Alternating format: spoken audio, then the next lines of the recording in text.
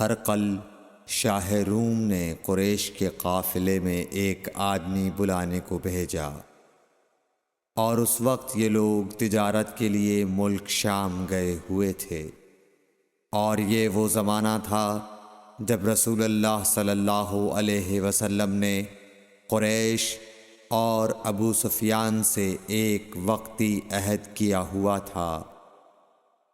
جب ابو سفیان اور دوسرے لوگ ہرقل کے پاس ایلیا پہنچے جہاں ہرقل نے دربار طلب کیا تھا، اس کے گرد روم کے بڑے بڑے لوگ، علماء، وزراء و امراء بیٹھے ہوئے تھے۔ ہرقل نے ان کو اور اپنے ترجمان کو بلوایا، پھر ان سے پوچھا کہ تم میں سے کون شخص مدعی رسالت کا زیادہ قریبی عزیز ہے؟ ابو سفیان کہتے ہیں کہ میں بول اٹھا کہ میں اس کا سب سے زیادہ قریبی رشتہ دار ہوں۔ یہ سن کر ہرقل نے حکم دیا کہ اس ابو سفیان کو میرے قریب لا کر بٹھاؤ اور اس کے ساتھیوں کو اس کی پیٹھ کے پیچھے بٹھا دو۔ پھر اپنے ترجمان سے کہا کہ ان لوگوں سے کہہ دو کہ میں ابو سفیان سے اس شخص یعنی محمد صلی اللہ علیہ وسلم کے حالات پوچھتا ہوں۔ اگر یہ مجھ سے کسی بات میں جھوٹ بول دے تو تم اس کا جھوٹ ظاہر کر دینا۔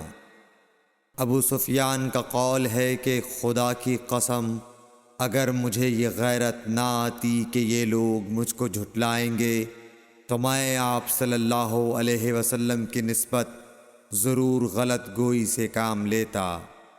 خیر، پہلی بات جو ہرقل نے مجھ سے پوچھی وہ یہ کہ اس شخص کا خاندان تم لوگوں میں کیسا ہے؟ میں نے کہا وہ تو بڑے اونچے عالی نسب والے ہیں۔ کہنے لگا اس سے پہلے بھی کسی نے تم لوگوں میں ایسی بات کہی تھی؟ میں نے کہا نہیں۔ کہنے لگا اچھا اس کے بڑوں میں کوئی بادشاہ ہوا ہے؟ میں نے کہا نہیں۔ پھر اس نے کہا بڑے لوگوں نے اس کی پیروی اختیار کی ہے یا کمزوروں نے؟ میں نے کہا نہیں، کمزوروں نے۔ پھر کہنے لگا اس کے تابع دار روز بڑھتے جاتے ہیں یا کوئی ساتھی پھر بھی جاتا ہے؟ میں نے کہا نہیں۔ کہنے لگا کیا اپنے اس دعوی نبوت سے پہلے کبھی کسی بھی موقع پر اس نے جھوٹ بولا ہے؟ میں نے کہا نہیں، اور اب ہماری اس سے صلح کی ایک مقررہ مدت ٹھہری ہوئی ہے، معلوم نہیں وہ اس میں کیا کرنے والا ہے۔ ابو سفیان کہتے ہیں میں اس بات کے سوا اور کوئی جھوٹ اس گفتگو میں شامل نہ کر سکا۔ ہرقل نے کہا کیا تمہاری اس سے کبھی لڑائی بھی ہوئی ہے؟ ہم نے کہا کہ ہاں۔ بولا پھر تمہاری اور اس کی جنگ کا کیا حال ہوتا ہے؟ میں نے کہا لڑائی ڈول کی طرح ہے، کبھی وہ ہم سے میدان جنگ جیت لیتے ہیں اور کبھی ہم ان سے جیت لیتے ہیں۔ ہرقل نے پوچھا وہ تمہیں کس بات کا حکم دیتا ہے؟ میں نے کہا وہ کہتا ہے کہ صرف ایک اللہ ہی کی عبادت کرو، اس کا کسی کو شریک نہ بناؤ، اور اپنے باپ دادا کی شرک کی باتیں چھوڑ دو، اور ہمیں نماز پڑھنے، سچ بولنے، پرہیزگاری اور صلہ رحمی کا حکم دیتا ہے۔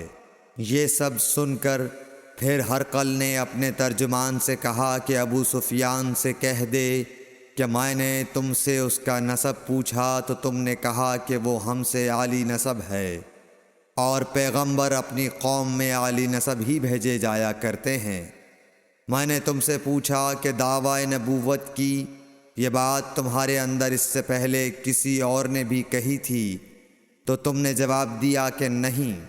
تب میں نے اپنے دل میں کہا کہ اگر یہ بات اس سے پہلے کسی اور نے کہی ہوتی تو میں سمجھتا کہ اس شخص نے بھی اسی بات کی تقلید کی ہے جو پہلے کہی جا چکی ہے۔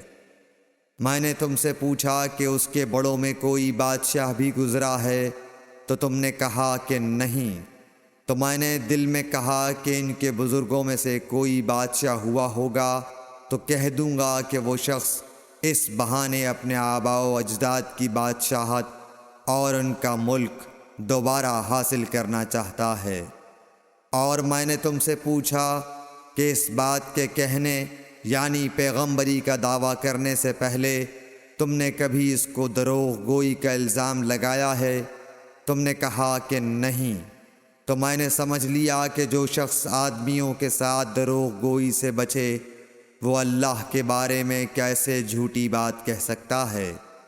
اور میں نے تم سے پوچھا کہ بڑے لوگ اس کے پیرو ہوتے ہیں یا کمزور آدمی؟ تم نے کہا کمزوروں نے اس کی اتباع کی ہے۔ تو دراصل یہی لوگ پیغمبروں کے متبعین ہوتے ہیں۔ اور میں نے تم سے پوچھا کہ اس کے ساتھی بڑھ رہے ہیں یا کم ہو رہے ہیں؟ تم نے کہا کہ وہ بڑھ رہے ہیں، اور ایمان کی کیفیت یہی ہوتی ہے حتیٰ کہ وہ کامل ہو جاتا ہے۔ اور میں نے تم سے پوچھا کہ آیا کوئی شخص اس کے دین سے ناخوش ہو کر مرتد بھی ہو جاتا ہے؟ تم نے کہا نہیں۔ تو ایمان کی خاصیت بھی یہی ہے، جن کے دلوں میں اس کی مسرت رچ بس جائے وہ اس سے لوٹا نہیں کرتے۔ اور میں نے تم سے پوچھا کہ آیا وہ کبھی عہد شکنی کرتے ہیں؟ تم نے کہا نہیں۔ پیغمبروں کا یہی حال ہوتا ہے، وہ عہد کی خلاف ورزی نہیں کرتے۔ اور میں نے تم سے کہا کہ وہ تم سے کس چیز کے لیے کہتے ہیں؟ تم نے کہا کہ وہ ہمیں حکم دیتے ہیں کہ اللہ کی عبادت کرو، اس کے ساتھ کسی کو شریک نہ ٹھہراؤ، اور تمہیں بتوں کی پرستش سے روکتے ہیں، سچ بولنے اور پرہیزگاری کا حکم دیتے ہیں۔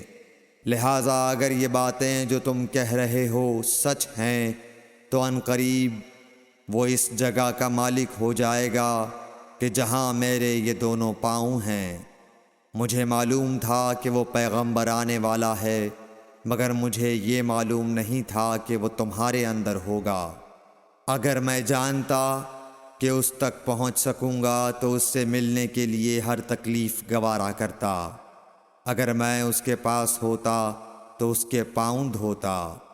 ہرقل نے رسول اللہ صلی اللہ علیہ وسلم کا وہ خط منگایا جو آپ نے وحیہ کلبی رضی اللہ تعالیٰ عنہ کے ذریعے حاکم بصرہ کے پاس بھیجا تھا، اور اس نے وہ ہرقل کے پاس بھیج دیا تھا۔ پھر اس کو پڑھا تو اس میں لکھا تھا، اللہ کے نام کے ساتھ جو نہایت مہربان اور رحم والا ہے۔ اللہ کے بندے اور اس کے پیغمبر محمد صلی اللہ علیہ وسلم کی طرف سے یہ خط ہے شاہ روم کے لیے۔ اس شخص پر سلام ہو جو ہدایت کی پیروی کرے۔ اس کے بعد میں آپ کے سامنے دعوت اسلام پیش کرتا ہوں۔ اگر آپ اسلام لے آئیں گے تو دین و دنیا میں سلامتی نصیب ہوگی، اللہ آپ کو دوہرا ثواب دے گا۔ اور اگر آپ میری دعوت سے روگردانی کریں گے تو آپ کی رعایا کا گناہ بھی آپ ہی پر ہوگا۔ اور اے اہل کتاب، ایک ایسی بات پر آ جاؤ جو ہمارے اور تمہارے درمیان یکساں ہے، وہ یہ کہ ہم اللہ کے سوا کسی کی عبادت نہ کریں اور کسی کو اس کا شریک نہ ٹھہرائیں، اور نہ ہم میں سے کوئی کسی کو خدا کے سوا اپنا رب بنائے۔ پھر اگر وہ اہل کتاب اس کتاب سے منہ پھیر لیں تو مسلمانوں، تم ان سے کہہ دو کہ تم مانو یا نہ مانو، ہم ایک خدا کے اطاعت گزار ہیں۔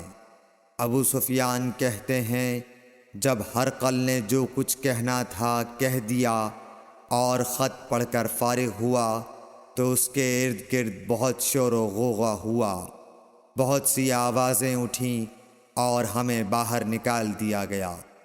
تب میں نے اپنے ساتھیوں سے کہا کہ ابو کبشہ کے بیٹے حضرت صلی اللہ علیہ وسلم کا معاملہ تو بہت بڑھ گیا۔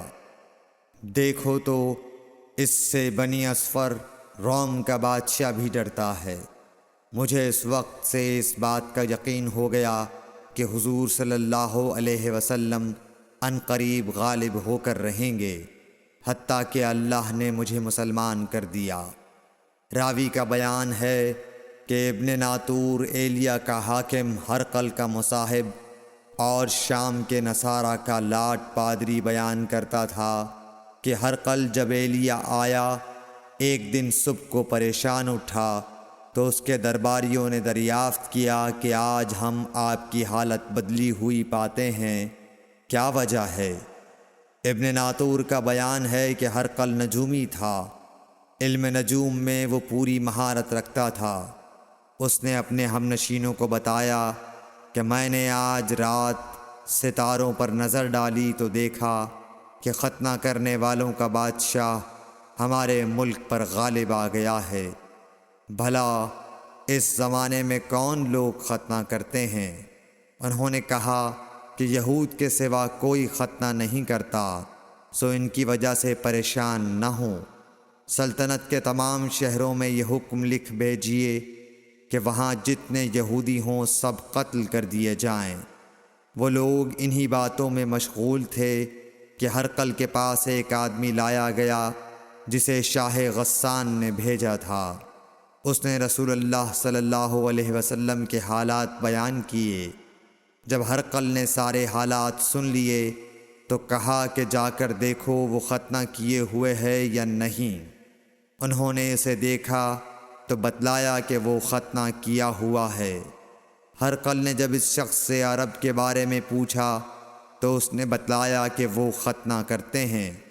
تب ہرقل نے کہا کہ یہی محمد صلی اللہ علیہ وسلم اس امت کے بادشاہ ہیں جو پیدا ہو چکے ہیں۔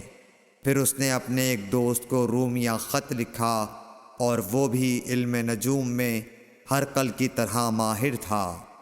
پھر وہاں سے ہرقل حمص چلا گیا۔ ابھی حمص سے نکلا نہیں تھا کہ اس کے دوست کا خط اس کے جواب میں آ گیا۔ اس کی رائے بھی حضور صلی اللہ علیہ وسلم کے ظہور کے بارے میں ہرقل کے موافق تھی کہ محمد صلی اللہ علیہ وسلم واقعی پیغمبر ہیں۔